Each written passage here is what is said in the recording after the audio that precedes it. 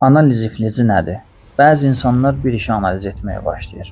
Bunu edim, sonra bu işi görüm, sonra bununla davam edim. Bunu etsəm bu olar, bunu etsəm o olar, belə etsəm elə olar, ancaq təhlil edir, ancaq fikirləşir. Bəli, məlumatlar əldə edir, amma normaldan artıq təhlil bu insanda analiz iflicinə gətirib çıxardır.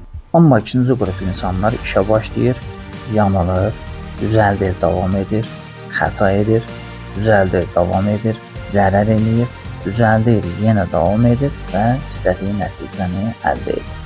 Bu ikinci qrup daha sürətlidir, daha tez nəticə əldə edir. Birinci qrup isə mükəmməlçidir.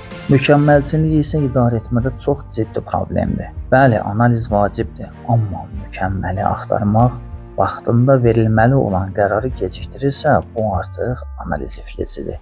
Yaxşı qərar vaxtında verilmiş qərardır. Liderlik və idarəetmə ilə bağlı müntəzəm ruhlandırıcı mövzular üçün kanalımıza abunə olun.